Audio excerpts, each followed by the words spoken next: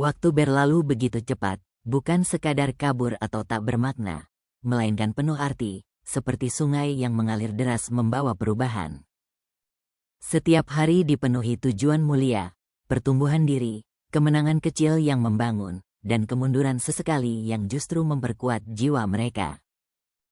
2 tahun itu terasa seperti seumur hidup dalam makna terindah, transformasi mendalam, pembelajaran tak henti, dan fondasi kokoh untuk mimpi masa depan yang mereka idamkan. Pagi itu, langit Bandung begitu cerah dan biru menyilaukan, seolah alam sendiri ikut merayakan tonggak bersejarah ini. Di gedung serbaguna universitas, ribuan kursi tersusun rapi menghadap panggung yang dihiasi spanduk besar bertuliskan Wisuda Sarjana Angkatan 2025. Balon warna-warni berkibar di pintu masuk. Para orang tua dengan wajah penuh kebanggaan berfoto bersama anak-anak mereka yang mengenakan toga hitam dan topi mortarboard. Suasana dipenuhi kegembiraan dan kegugupan yang menular. Salsa Arman Santoso dan Randy Wirayuda berdiri berdampingan di belakang panggung, sama-sama mengenakan toga hitam yang agak kebesaran, karena sewaan, topi yang terus mereka sesuaikan agar tak miring, dan senyum yang tak bisa disembunyikan meski berusaha tampil keren. Gugup, tanya Randy, melirik Salsa.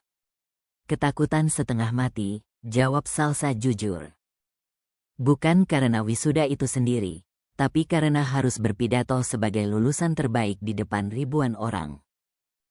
Salsa tak hanya lulus cum laude, ia menjadi lulusan terbaik fakultas dengan IPK sempurna 4.0, prestasi langka yang bahkan di kampus ini jarang terjadi.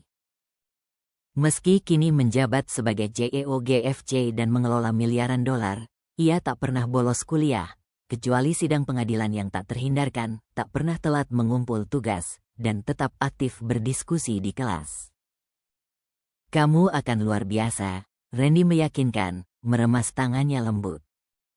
Kamu bisa melawan pengacara agresif di pengadilan Singapura. Kamu bisa bernegosiasi dengan investor menakutkan. Pidato di depan orang tua bangga dan teman seangkatan?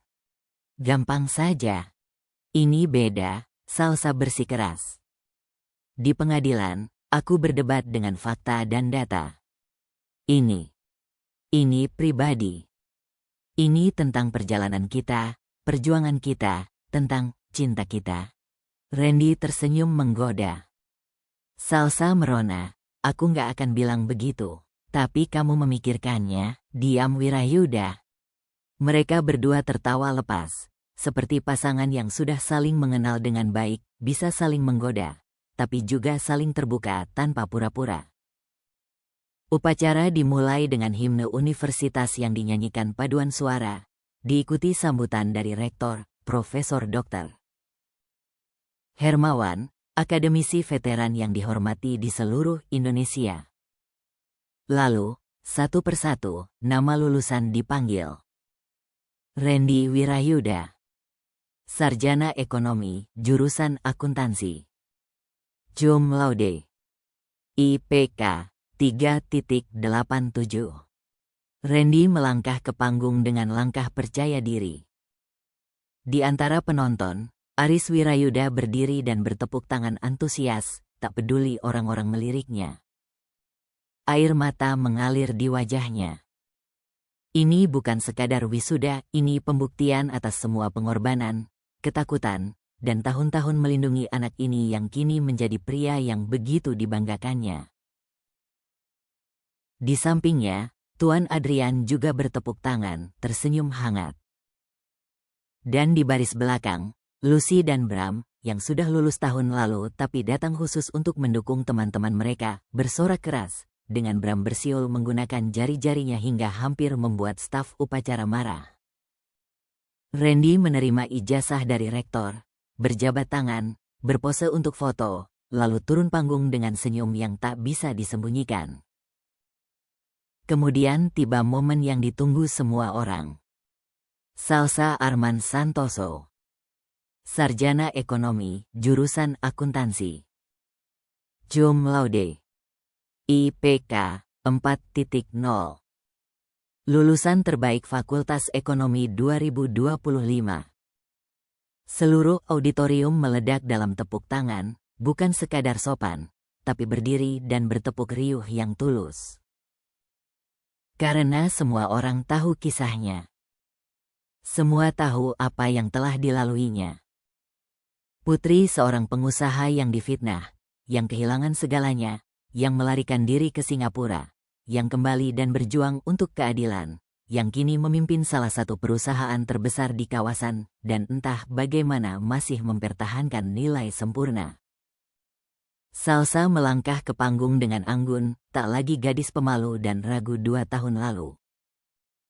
Ini Salsa sang CEO, Salsa sang pejuang, Salsa sang penyintas. Tapi tetap Salsa sang mahasiswa, Salsa sang sahabat, Salsa sang wanita yang jatuh cinta. Rektor menyerahkan ijazah dengan jabat tangan ekstra tegas. Selamat, Nona Salsa. Anda adalah teladan luar biasa bagi semua mahasiswa. Ayah Anda pasti sangat bangga. Terima kasih, Pak, jawab Salsa, suaranya sedikit tercekat emosi.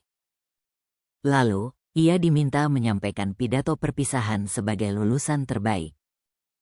Salsa mendekati podium, menyesuaikan mikrofon, menarik napas dalam, dan memandang lautan wajah, lulusan, orang tua, dosen, teman. Assalamualaikum, ia memulai, suaranya jernih dan mantap meski hatinya berdegup kencang. Ketika rektor meminta saya berpidato hari ini, hal pertama yang terpikir adalah, apa yang bisa saya katakan yang bermakna? Apa yang bisa saya bagikan yang mungkin berarti bagi kalian semua? Ia berhenti sejenak, mengumpulkan pikiran. 2 tahun lalu, saya berdiri di tempat yang sangat berbeda. Saya adalah seorang pelarian, lari dari masa lalu yang tak bisa saya hadapi, dari kebenaran yang terlalu menyakitkan, dari tanggung jawab yang terasa berat. Saya pikir identitas saya terikat pada apa yang hilang. Ayah saya yang meninggal, reputasi keluarga yang hancur, harta yang dirampas. Saya pikir saya didefinisikan oleh apa yang diambil dari saya. Auditorium sunyi senyap, semua orang tergantung pada setiap kata. Tapi kemudian, lanjut Salsa, matanya menemukan Randy di kerumunan. Saya belajar sesuatu yang secara mendasar mengubah cara saya melihat diri sendiri dan dunia. Identitas kita, siapa kita sebenarnya, bukan ditentukan oleh keadaan di luar kendali kita. Bukan oleh keluarga tempat kita dilahirkan. Bukan oleh uang yang kita warisi atau kehilangan. Bukan oleh nama yang kita pikul. Ia berhenti lagi, suaranya semakin bergairah. Identitas kita didefinisikan oleh pilihan yang kita buat saat menghadapi situasi mustahil.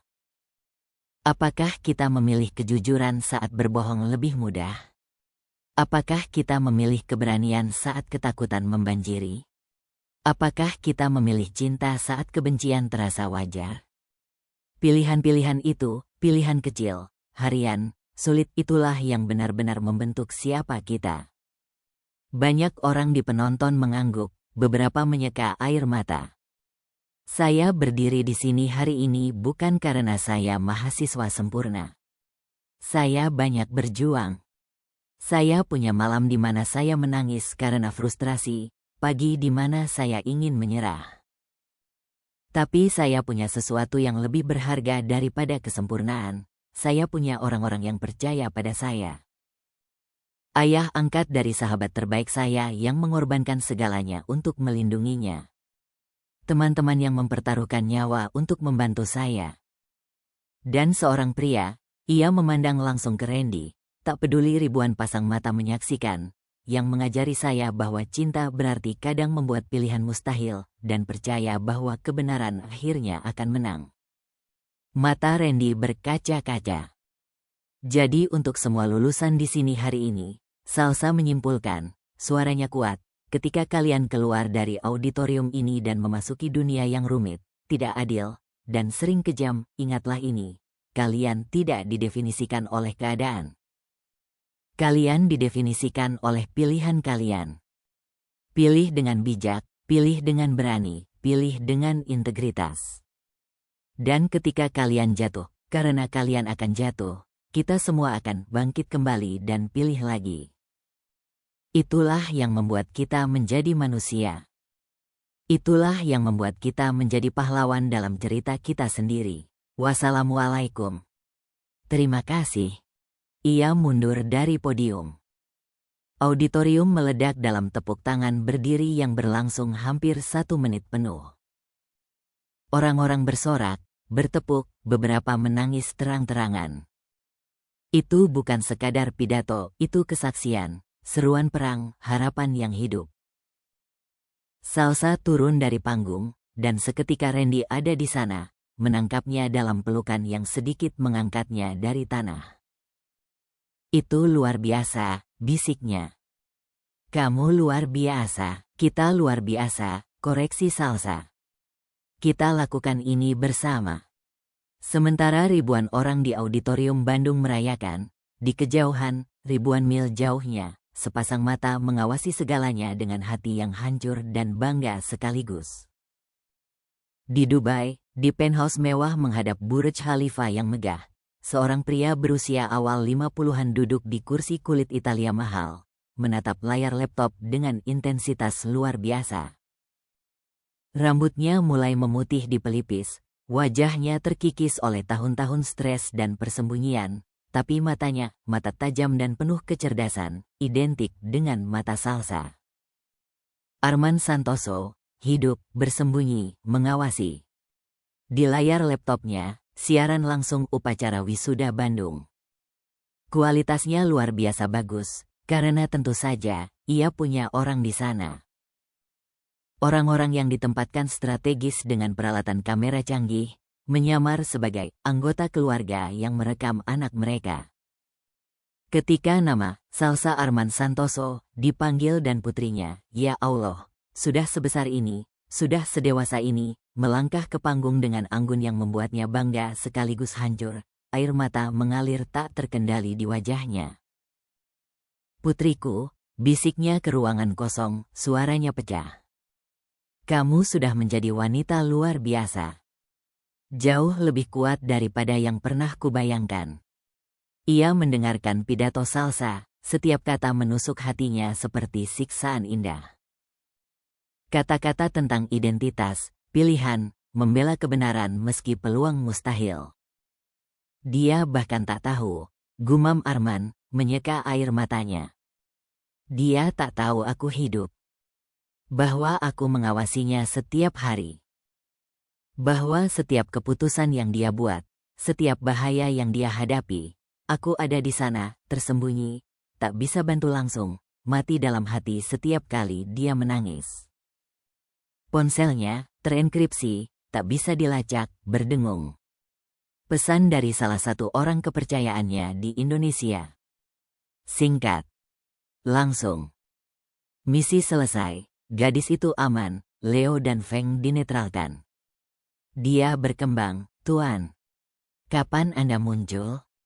Arman menatap pesan itu lama, jari-jarinya melayang di atas keyboard. Belum. Musuh sejati masih di luar sana. Jika mereka tahu aku hidup, mereka akan mengejarnya. Terus awasi. Jaga dia aman. Aku akan muncul saat waktunya tepat. Saat aku bisa pastikan keselamatannya sepenuhnya. Ia kirim pesan itu, lalu kembali menatap layar di mana Salsa kini memeluk Randy, tersenyum dengan kebahagiaan tulus.